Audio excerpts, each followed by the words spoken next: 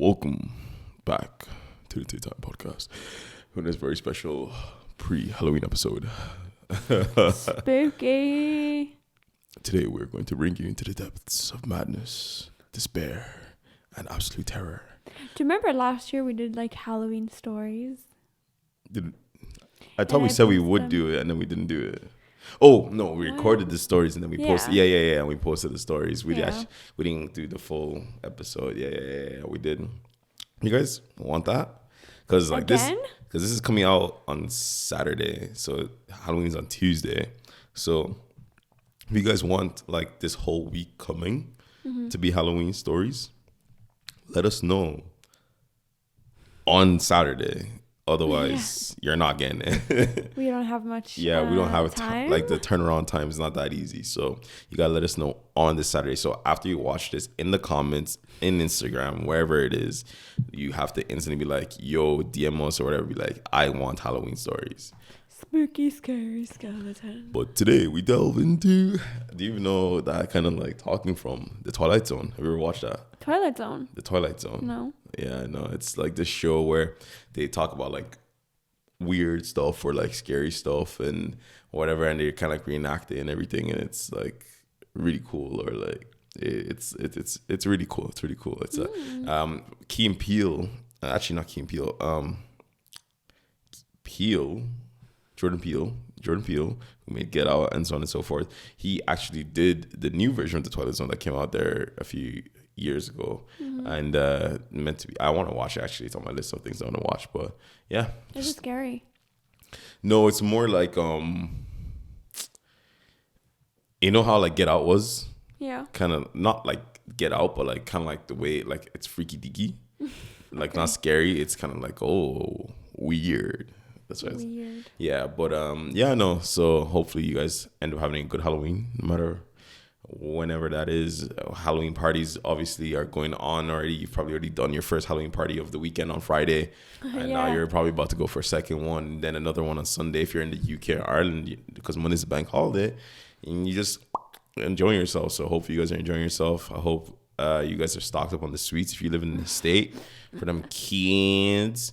I was telling Farouk that like we can't have like just bummy sweets. We need to mix bummy sweets and nice sweets so that kids don't be like, oh, house number whatever gave us nasty sweeties. I really couldn't care. Fuck them kids, because you're going to take whatever sweets I give you.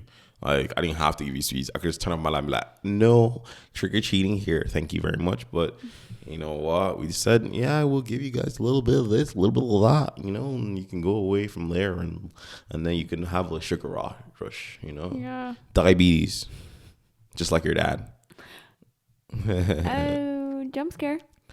But how have you been? How's things? Yeah, pretty good. If you can see this episode, I did a little change to my look, a little something different. Oh yeah, what'd you do? I straightened my hair. Oh. Yeah, because I really wanted to see how long it was. It's been like 2 years since I've straightened it, and I was like, I want to see how long it is before I cut it, because I'm planning to do a little bit of a trim. I think it really needs it, and it's very long.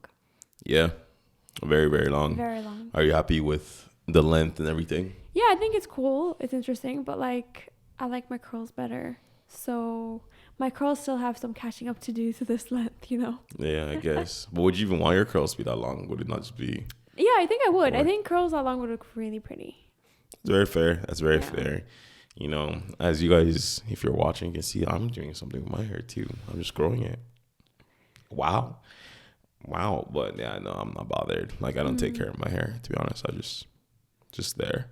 Like, I'm gonna finally get a haircut probably 2 episodes from now, or 3 episodes from now, because I've just been hermit mode, you know, like hobo mode, and like just chilling, being like, yeah, I'm not gonna get a haircut, not gonna do whatever. So like, you know, I've been locked in. But anyway, let's get to the main topic today. You didn't say it. I'm not saying it. I'm not saying it. The meat and potatoes. There we go. The meat and potatoes of this episode. There we go. I don't know what it is actually, because Nicoletta out here, I wanted us to do specific stories, and Nicoletta's like, you know what? I actually have something else in mind. So yeah, If this episode sucks, just like every episode, I suppose. But anyways, what I wanted to talk a little bit about today, something I guess a little bit uncomfortable. Where do you think this is going? No idea. Yeah, you exactly. said uncomfortable. Yeah, I was trying to judge your reaction. Sorry. Something that a lot of people go through, a lot of, like, pretty much everyone really goes through, and it's kind of like this uncomfortable topic that it's hard to bring up, and that is salaries. Ding ding ding ding ding. So I have some stories. One was sent from you guys, and I will read that as we continue talking. But to start off with, because what better way to start an episode than with a story, right? And it's this person who brought up salary pay, I guess. And they say this: I feel like I'm underpaid, looking for advice. Anyways, as the title says, I feel as though I am underpaid and I wanted to get an opinion. As a preface, I love working for my current company. The people are great and the job as a whole is awesome. My main concern is my salary. I've recently taken to checking the market to see what the other companies are paying for my job position. I found that on average, my role is making $15,000 more per year with roughly the same benefits. I'm not particularly interested in leaving my current position. As I said, I like where I'm working very much. I wanted to see what my options are about approaching my boss about bringing my salary up to what market value is. There will be an annual review soon for all employees in the company where I will likely get a 3% raise. I don't mean to sound ungrateful for that, but it would still leave my personal salary at $15,000 less than the market seems to be paying. So, what are my options? Before I even interject with my financial knowledge, what would you do in that scenario? I would cry. I would probably cry at home to myself and struggle. Well, you wouldn't confront your boss or anything like that? I think I would try. Yeah. Because based off my experience, in the past, I have brought it up and I was like, yeah, I'm not happy, so I'm going to leave, But I think it's something really scary that a lot of people, don't really talk about. And I guess I was a lot younger. I didn't really have anything to lose. But, for parents or whatever, people who find themselves in situations where, they're depending on this job. Yeah, because someone's they're financially responsible for other people. Mm-hmm. Yeah.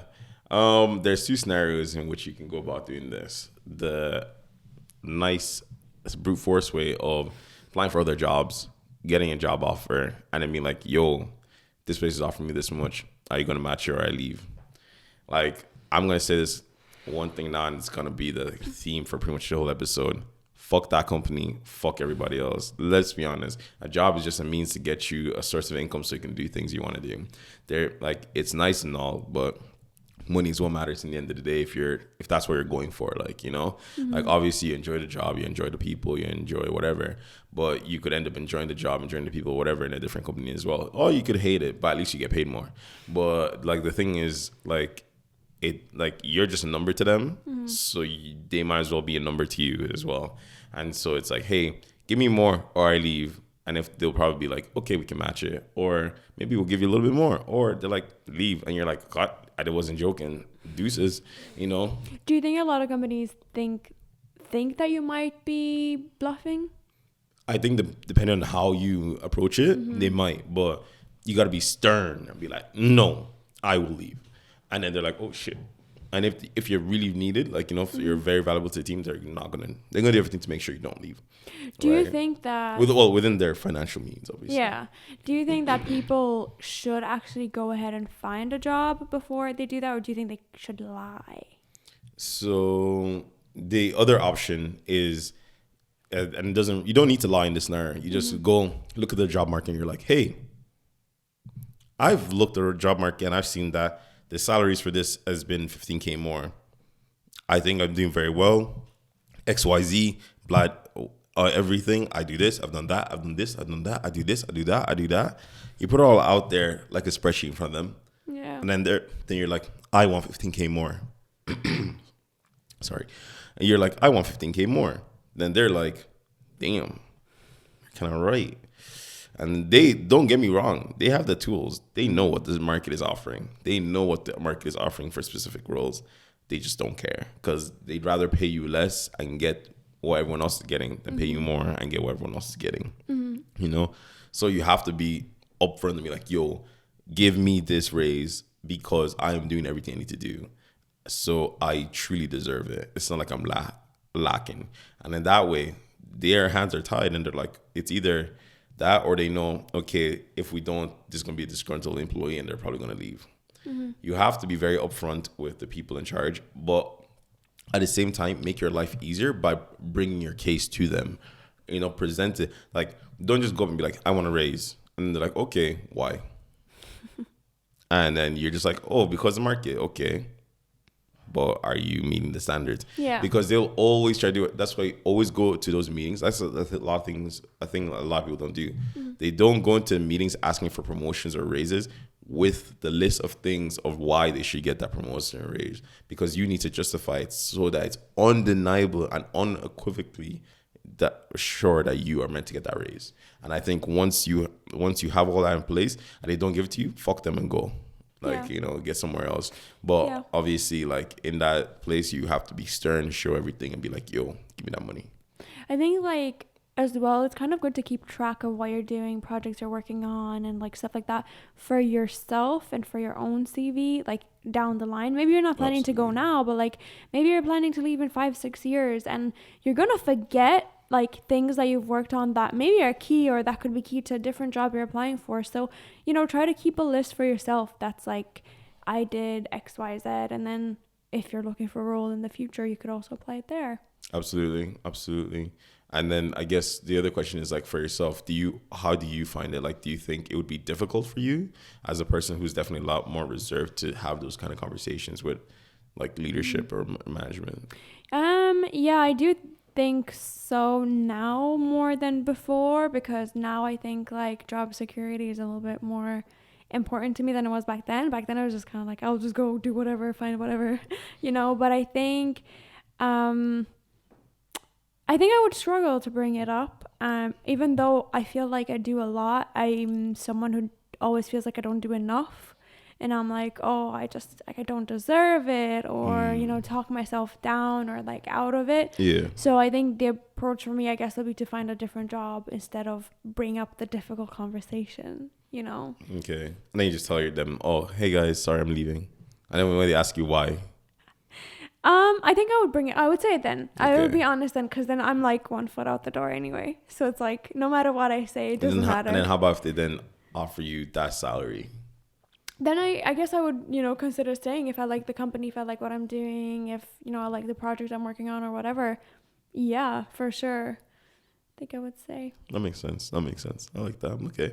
That's also another way to approach it. If you do feel like a lot more like it's difficult for you to have these conversations, just do that kind of like 1 foot out the door method then as well. There's another option. I guess one of the main questions is like, how do you know when you're being taken advantage of at work? What are the signs? When you're doing more than what your job title is, or you're doing or overworking or over whatever, then obviously like you should always be looking out in the market to be like, hey, am I getting paid fairly for what I'm currently doing? If not, why not? If so, good, let's continue. But you should still always want more. You should always strive for more, even if the market, if you are on the market, like, you know, like specifically getting what the market is, why not want more? There's nothing wrong with that. Like, what you deserve it, especially if you feel like you're working hard and you can prove it. You do it and you get more money. So like, definitely, like if you're not doing anything within your job title and you're overworking, that's a clear sign. That's a clear sign that you need to either get paid more or get a promotion to show why you're doing more. And that comes with a salary increase. So it's a win-win. Yeah, I guess. You know, like, obviously, like, it's one of those things that, like, you have to really keep a track of how you're doing things and, like, keep, like, as Nicoletta said, like, track everything you're doing And then at least it's handy for you. And then also in the situation, it's like, hey, this is something like, hey, something strange here. I'm kind of like doing a little bit too more, or a little too little, whatever. But like in a lot of jobs like that are out there that are, minimum wage roles, should people still seek to be paid more or just accept minimum wage? Because no, absolutely, always seek to be paid more. Like money's king. Like, like the more money you have, the more things you can do, the more whatever you can do. So like there's like, if you're working and after X amount of time, you should always be asking for more money. Like you should always be, at least once a year, you should be always asking for more money, and you should be getting more money at least once a year. If not, move to a different job. Like you need to be getting increases upon increases upon increases, especially in the standard of cost of living crisis we're living in. You need more money, and you should be always asking for more money. And like that's conversations I'm never shy away from. I'm always talking to my manager about whether it's a promotion or whether it's salary increase. Always talking about these things in our one-to-ones, because like I'm not doing this because I want to do it and it's fun. I'm doing it because I want to get paid. I mean, hey, you might enjoy the job. Even if you enjoy the job, the money matters a lot more than just enjoying the job. Yeah. Like you can enjoy the job if you're working for yourself and you're trying to strive for something. Do you know, like, don't forget to also make a list of like positives and negatives, because like, salary might not be okay. Money's important, but hear me out, right? Like sometimes there's benefits that you get in certain positions, whether it's like some people better and you can like travel with your job, or you can be put on projects abroad, but maybe you're not paid like market price or whatever, and you could be happy where you're at, like, but I guess what I'm trying to say is that you can be happy with the benefits that you're getting. Absolutely. But that's all part of the package. Right. You get me? Like you should, like when I'm saying getting more money, I mean getting more bang for your buck. You look at the full compensation package, everything in totality, and you should be getting the most out of that package in comparison to any other package, right? Obviously, if you're like fully remote, you can live anywhere, you're living in Spain and getting like slightly less than someone in Dublin, you're winning, right? And you're still getting the same benefits, you're winning. But if you're living in Dublin, you fully remote and you don't have to go to the office fucking like 1 day a week, and someone else is going to the office 1 day a week, but then they're making like fucking 20K more, you're a clown.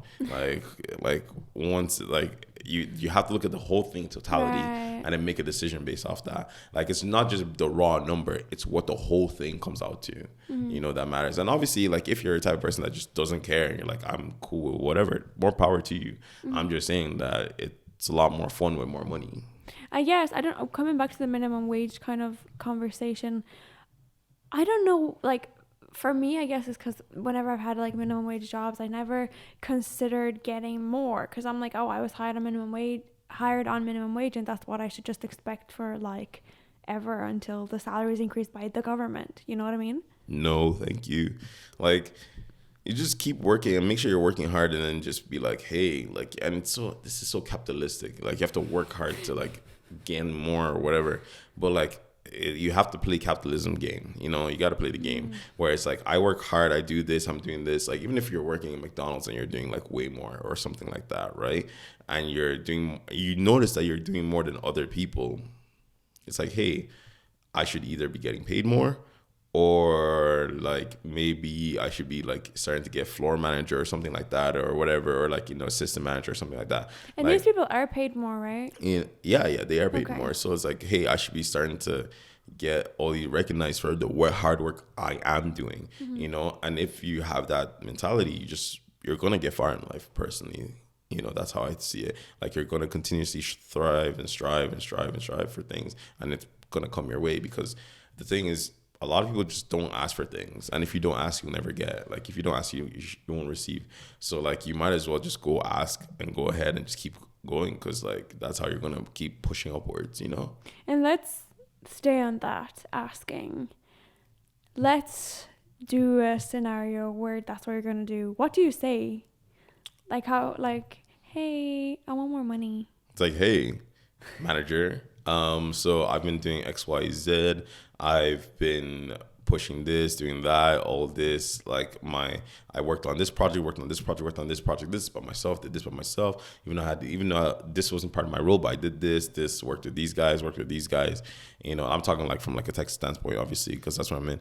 All these things, I've done those. These are all this stuff over, and this is just in the last 6-month period, whatever it is.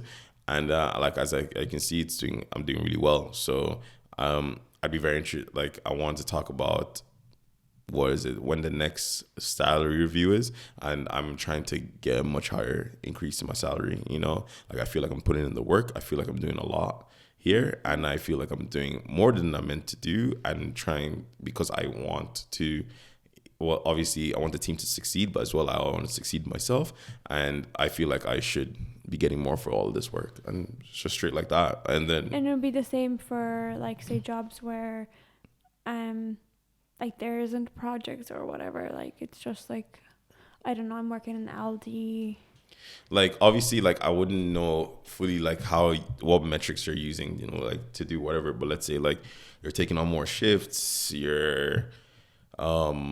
what's it called? You're doing a lot more than just, you know, like cashier work or like floor work or whatever, and you're like introducing stuff or whatever. Like as I said, like I wouldn't be fully sure because I haven't done the job. But whatever it is, metric they use to track stuff, use that metric to your advantage and be like, hey, I've done more of X metric, so I should get more money. You know, that kind of thing. And like be confident in yourself, because if you think you're being undervalued, underpaid, you probably are. Realistically, you probably are. And I think it's, you know, time. And like Farouk said, you know, compare yourself to either market value, like, or friends that you know that are doing similar jobs, or, you know, discuss salaries with your friends, because that's a taboo thing to talk about. I think we've mentioned this before, but, you know, I'll talk about it a little bit again. Like, do you think talking about salaries with your friends should be encouraged, or your colleagues, or not? Yeah, no, I think salary transparency is so key. Like, so many people don't want to talk about salaries, right? For whatever reasons, whatever under the sun. But I think salary transparency is so good. It's key, especially if it's like, okay, you might not want to tell random strangers on the internet how much you're making. Right. Okay, fair. But you should definitely be talking to your friends about how much you're making, or even close colleagues, because the idea is if you don't know what other people are making around you, then you don't know what you should be asking for. Like let's say even forget market value, right? Like market price, and you're in a company that might be paying slightly above market price, right? And you think you're calm, you're good. But then you find out that your colleague, like that's really close to you, same level, you doing the same things, is making like 30K more than you. You're like, what the fuck? You know, but you would never know unless you guys talk about stuff like that. And then you're like, damn, maybe I should be asking for more, because clearly if they're paying him, like they can pay me, especially if we're doing the same thing. So like, I think and especially like, even if your friends aren't in the same companies as you, or they're in similar roles or similar industries, it makes sense to talk about those things, because then you're like, hey, damn, this person's making the next. It gives you like, it incentivizes you to be like, hey, I really want more. I'm going to go look out for more. Because if someone else close to me is doing it, why can't I? You know? And it gives you that like edge and that push and that drive to be that vim, you know, to be like, yo, I want more. I'm going to go out there and get more. So I think it's very good. And like, you all like bring each other up, because it's like, hey, I got more. So at the end, they're like, oh, that's sick. You know what? Maybe I'll go do this as well. And, you know, it's kind of like a nice support network, and you're all coming together to like get the most out of it. I think it's very, very good to have salary transparency as like within your circle anyway. Yeah, I'm gonna have to agree, because, you know, there are some people that I've talked to and they were completely on board and were sharing and like discussing, and that's how I found out that, like, you know, maybe I was underpaid or they found out they were underpaid, that kind of thing. But then obviously there are some people who are not comfortable with it, or like, you know, don't want to say it, and I think what you're doing is just protecting the company, you know, from paying you more. You're just keeping it all hush hush. Yeah. Some people as well like don't like telling people due to like privacy, in the sense of like, oh, they're like, whether it's jealousy, or they'll wish negative upon you or whatever, or envy and stuff like that. People don't like that. But like, let me ask you this: how can you call someone your friend and then not be able to tell them because you think they will wish bad upon you or be jealous of you, then that person is not your friend, or you're the problem, right? You know, because like, why would your friend ever be like, they would be like, yo, that's sick, I'm so happy for you, you know, and then they're like, yo, you know what, maybe I'm going to try as well because I feel very, or maybe I should switch jobs or maybe look at a different industry because, you know, like, I'm so proud of how much you're making. I want that for my life too. So if you're not willing to tell your friend, I don't know, it rubs me the wrong way. Like, if you can't tell someone you're close to, like, your salary or anything like that, it says a lot about your dynamic with that person. That should that person really be that close to you in the first place if you're not even willing to discuss stuff like that? Because obviously that means either you're not trying to uplift them or they're not trying to uplift you. And if you have people like that in your life, or you are that person, that's kind of fucked, in my personal opinion. Yeah. So then let's talk a little bit about, I guess, the impacts of being underpaid can have on you in your job. You tell us. What do you think? Me. I think it could lead to a lot of frustration. You know, kind of maybe jealousy of other people can probably turn you to be a little bit bitter, and maybe underperforming at your job because you're like, you know what, fuck this. Like, I am doing so much and not getting paid, and now I'm, you know, kind of don't want to do as much. But that could have a negative impact again, because if you've raised your standard of everything you can do and now you're like underperforming, that could have a knock-on effect on you. And it's just kind of like a, you know, roller coaster of negative events, I guess, constantly happening. Absolutely agree. Yeah, I think it's definitely one of those things where it's like, if you're getting underpaid and you know it, it just feels shitty and you're just mad. Like, I just be pissed off and I'm just straight up like, yeah, I'm leaving. Like, fuck this, you know? And like, up until I leave, I'm literally not putting in any effort whatsoever, you know, whatever. Because like, I'm just pissed off, especially if you have like the discussion with them and they're not willing to do anything about it. Then you're just like, fuck this, fuck them, fuck this company, you know? Do you think people should be angry, or they should just be grateful that at least they're getting paid to put food on the table? I think you have every right to want more. I think there's nothing wrong. Like, no, do you think people should be angry, or they should just be grateful? No, I think you should definitely be angry, and that anger is gonna help you find something else. Because like, if you're mad that you can't get paid more in your current company, whether because they have the money or not, it's gonna be like, yo, let me go out of my way to try find something else, you know, just to make yourself happy. And then it gives you that energy, you know, to go, because it's hard. Like, getting a new job and getting whatever is very hard. It's not easy. So you need some kind of fuel, and that fire, that anger is the fuel that's going to like get you to get that job or get whatever.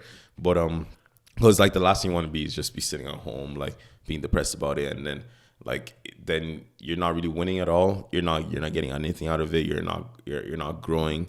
You're just upset and mad. And honestly, I don't think it's worth your while. I think you're better off you keeping that energy to trying to get yourself in a better position. Okay, and then what I want to move on to is some of these impacts that it could have outside of your work life. So being underpaid or working too much even, right? And this is a story that was sent to us. And it goes like this. Am I the asshole? My boyfriend and I spend a lot of time together. We currently live together and he is between jobs. I work 40 to 60 hours a week, but I work from home. For the past month or so, we've been arguing almost daily because he says I put too much time into work and I need to invest more time into the family. After work, I'm often exhausted and fall asleep as soon as I finish cooking, cleaning, getting the kids ready for bed. He complains we aren't intimate enough and we don't spend enough time hanging out. I'm not sure what to do. I feel like the weight of the world is on my shoulders as the breadwinner and as a mother. I almost ignore him when he speaks of his feelings because I feel like he's the selfish one. I'm not turned on after a long day. So basically, she's kind of like saying that he's calling her selfish, you know, because she's working so much. But I guess this is kind of like one way that being overworked kind of manifests itself in the personal life. Absolutely. Like, what's your take on that story? I think you're probably on the same lines as me. No, you can go. Like, I think it's pretty clear that he is a problem, because Like he's in between jobs right now, but he's still expecting her to provide money while he's in between jobs and still be a mom. You can't have your cake and eat it too. Like he needs to be working in the house and doing a lot more stuff and being more hands-on with the kids and cooking and everything while she's making money, because obviously like she's gonna be wrecked. She not only is she working, which is already draining, she then has to take care of the kids, do all this stuff with the kids, cook for you and the kids, do everything. Like she's being an employee, a mother, and a wife all at the same time. Exactly. And he's just staying there, chilling. Like obviously she's gonna be upset. Obviously she's not gonna be in the mood. Everything like that. Like I expect nothing less from her position. Especially now that she's doing crazy hours. Obviously, probably because they probably have less money coming in now that he's in between jobs. So like they still have the same amount of bills or whatever they have to pay. So like obviously she's like, yo, I have to like get a few more hours in, so I can make a few more money or whatever, or I have to maybe like work a little bit harder to make sure I keep this job. Especially like she might be tense, feeling like if she doesn't work this hard and she loses their job right now, they're in a really shitty situation, especially because they have kids, stuff like that. So I think it's very, very understandable where she's coming from, and I think he is being very, very selfish. Yeah, but I think she was kind of asking for advice. I think you put that a lot more politely than I would have, because I guess like hits close to home or whatever. I think it's a really like difficult situation to be in, especially as a mom, like you said, and like a woman who's also has kids and has to take care of the kids herself. And it's like it's difficult even to bring up the conversation with him, because he might not be used to taking care of the kids. He might not have ever been involved in that. So like, bringing it up, and it's like, how can he help? Well, he can help by doing stuff around the house. He can help by taking care of the kids. And if he's not used to that, then you might not trust him with that task either. So how do you Or why wouldn't you? Like if you marry this person, why would you think they're so incompetent and not be able to do something? Like, why would you marry someone that you believe is that incompetent? Because, say, for example, that's just what the kind of like traditional relationship would have looked like, where the woman just has to take care of the kids and that's just her job and not the man. So it must just be like, it could be a pressure. But then why was she working in the first place? Because that's what the women of the millennial women were expected to do. Yeah, because like if you're in that traditional mindset where you're like, okay, I'll take care of the kids, take care of the house or whatever, and like I don't expect you to be able to do anything because you don't know how to do it, then why am I working? Yeah, well, like it should never been in that in the first place. A lot of relationships are like that, though. A lot of relationships are like that, and that's what I'm saying. It's like you chose a terrible partner. You chose a terrible partner. Like, how could you choose someone that is incompetent? And stuff like that. That you're like you could never look at them and be like, this is a good father figure, or someone who can work around the house as well alongside with me and stuff like that. That's picking bad partners. Which is definitely like if that is the case, that's on you as a person picking a bad partner. And then, but that's why I said like at that stage you have to be like, yo, you're shitty, but we're gonna make you good. You're either going to work with the kids and clean the house or whatever, or this thing we have right here is done. Okay. Like there's no two ways about it, because I'm not going to work 3 jobs and then you're going to do nothing and complain, because no, you can't have that. No way. So I think you have to give them the ultimatum, and they have to live up to standard. They can't just be like, oh, I'm sorry, I've never done it before. No, from the get-go, you have to get good. Like, okay, maybe at the start when you're not used to it, all right, mess us, but I expect you to get good real quick, kind of thing. I think it's like kind of like patience that a lot of people run out of, like, oh, I'll just do it myself, because like you're not competent, or it's what's it called? Micromanaging, like toxic. Or like a perfectionist. Oh my gosh, no, incompetence. Oh yeah, weaponized incompetence. Weaponized incompetence, yeah. It could be that as well, and I think it's just really unfortunate situations, and it can just show how being overworked is part of that. Like it could be the case of like, oh, she could, ask for like a salary increase, she could get a different job, and that could be the case too. But I guess if you don't have someone at home who's supportive as well, but like, so if we were to say that he was supportive and, he was part of it and she was just constantly overworked, then that's how it would show itself in the family.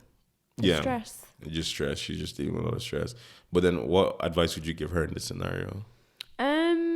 I think, like I said, maybe try to look for a different job that can pay more, where you're not required to work as much. Try to train your husband to take care of your children and his children. They're his children as well. And I think that's kind of like the most you can really do other than talk with each other. I think you should try to have like a calm discussion where you bring it up, and I hope that works.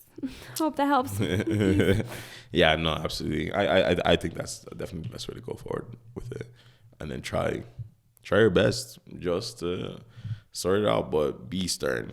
Be stern. Like in that scenario, you can't have someone just fucking around, to be honest. It just makes me mad.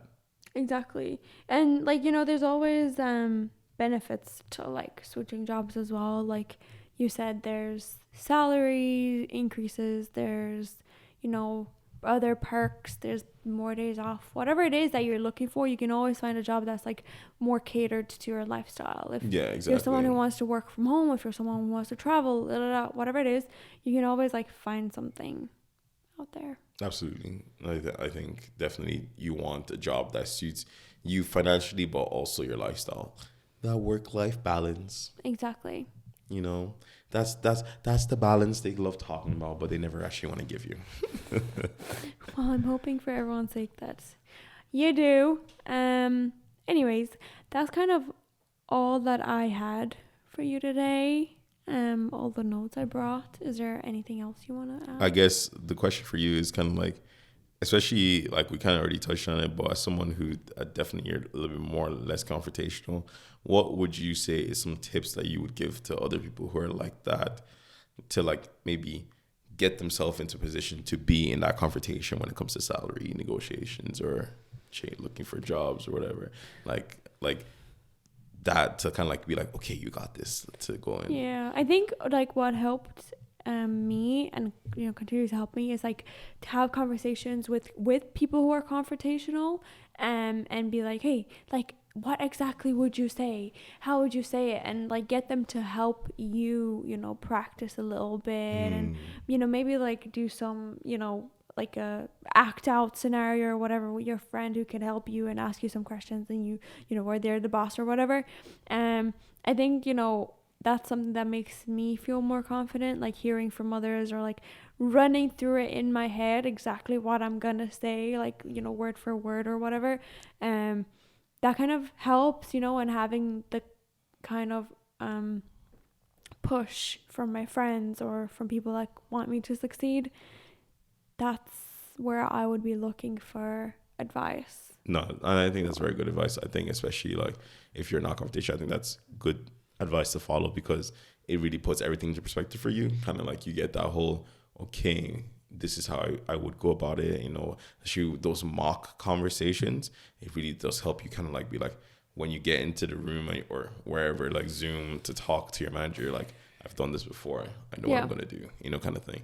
And I think definitely put it at ease, because it can be tense. It can be hard, it's a little bit frightening, especially if you're not used to it. And I think like that's honestly solid advice. Yeah. But a lot of times also, guys, it's not as bad as it might seem. I think it seems a lot worse, a lot scarier. But at the end of the day, your boss is still a human and a person too, who will understand. And whether it's a yes or a no, they're not going to be like, no, get out of here, or whatever. That's never been a conversation that anyone I know has had in their lives. It could be like a gentle, like, oh, we can't afford to, or like, yes, you can have more money, whatever it is. Don't be scared. Exactly. No, fully. Hopefully, it helps you guys in your salary negotiations or job switching or whatever you want to do. It gives you that vim. And like, if it does, let us know. Tell us what your salary is. Drop in the comments below. Tell us on social media. I'm joking. Or DM. Yeah, DM. Yeah, put it in the comment section for everybody to see. And then tell them what company, what your name is. Yeah, who would go on Glassdoor, say to us. Oh yeah, no, exactly. Everyone would come to us. Yeah, I know. But hope you guys enjoyed. Like, subscribe, the whole thing. You know how it is. Share. And till next time. Peace.